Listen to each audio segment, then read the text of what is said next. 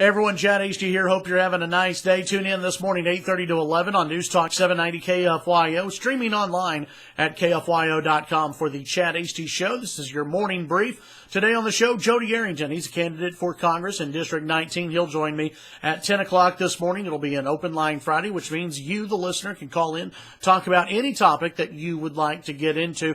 A lot of things that we'll cover today, including last night's Democratic debate between Bernie Sanders and Hillary Clinton. How did that go? We'll get into that issue. Plus, we will also take a look at George W. Bush getting back into the swing of things as far as the political life goes. He'll be campaigning for Jeb on Monday in South Carolina. Jeb Bush hoping that George W. Bush, the former president of the United States, will help propel him to probably not victory, but at least maybe a top 3 finish in South Carolina. The big question is, does George W. Bush bring anything for Jeb on the campaign trail? I really don't think so. And look, I am still a fan of George W. Bush. I didn't agree with everything that George W. Bush did while he was president, but I like George W. Bush.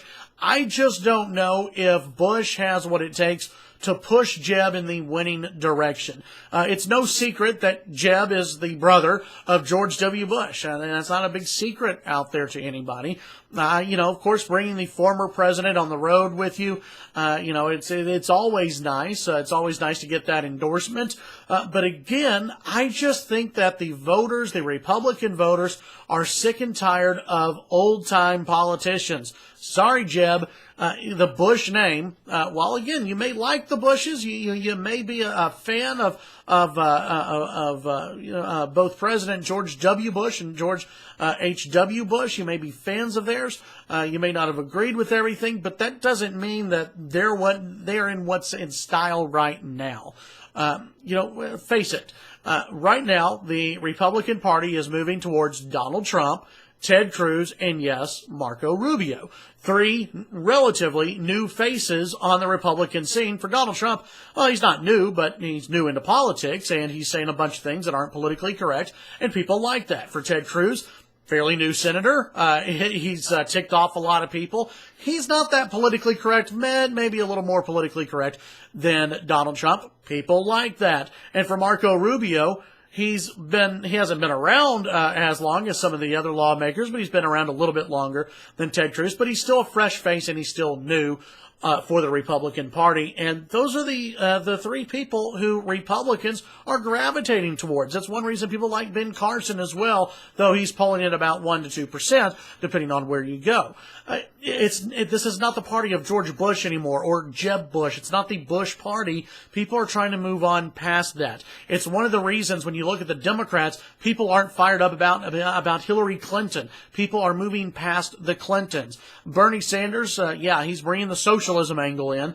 But people like him because he's viewed as an outsider, even though he's been in the Senate for 180 years or so. So people like the outsider right now in both parties, and that's why Bernie Sanders and Donald Trump are seeing the enthusiasm levels at their events rise, while Jeb he's boring, awkward Jeb.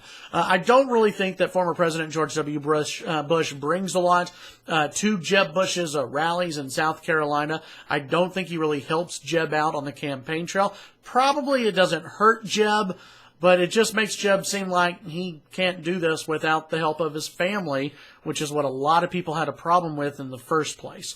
Tune in to the Chad Hasty Show weekday mornings, 8:30 to 11 on News Talk 790 KFYO. Subscribe to our YouTube channel right down there, right below, and you'll be alerted whenever we upload new videos here on KFYO on YouTube. Have a great weekend. If you're not able to tune in to the Chad Hasty Show from 8:30 to 11, follow me on Twitter, Chad Hasty Radio. And again, 8:30 to 11 Central Time, I'm on the air. You can listen online at KFYO.com.